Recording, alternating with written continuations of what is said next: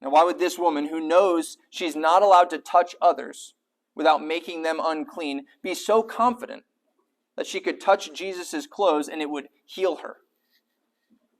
This woman, like many of those flocking to Jesus, certainly knew what he had been up to so far in Israel. Right? That's why the multitude is developing. He hasn't been doing these things in a corner. She surely knew that Jesus had already made a practice of touching unclean persons, and that in doing so, he made these people clean while not defiling himself.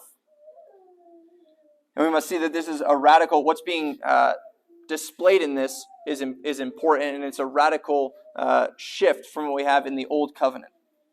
Right? In times past, for the Israelites, unclean things would touch clean things and make them unclean. But it was a one-way street.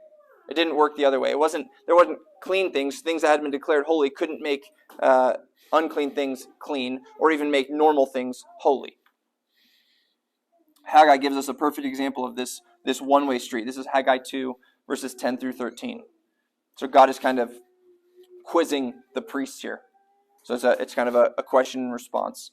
Thus saith the Lord of hosts, ask now the priests concerning the law, saying, if one bear holy flesh in the skirt of his garment. So you have in your garment, this priest is carrying meat that had been set aside to the Lord, holy meat.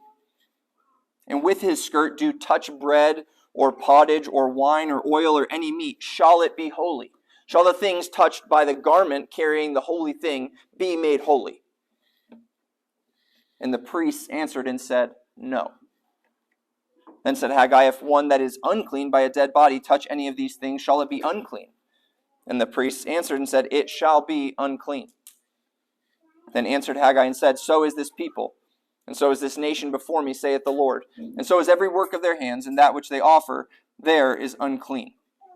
So again, in verse 12, God asks the priests if bread or other items, these other items listed, so not even unclean things, just normal things, if they'd be made holy if the priest touched that bread with his garment, which was carrying the holy meat. And they answered that question, and it was not a wrong answer, it was the right answer. They said, no, those things would not be made holy by this garment which is carrying this holy item, this item set aside to the Lord.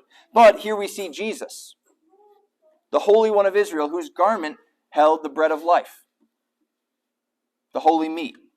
And in great contrast to the holy meat in the Old Covenant, which was a type of that which was to come, touching Jesus' garment in faith would make one holy.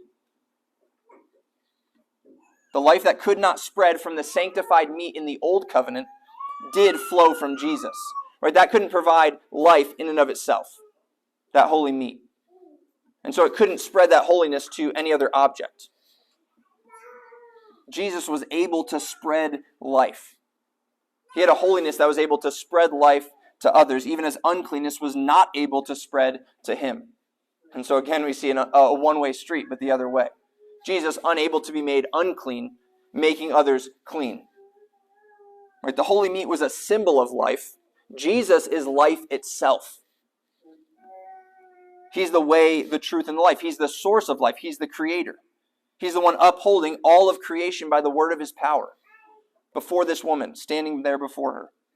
And so Jesus has the power to spread such holiness and to make the unclean clean.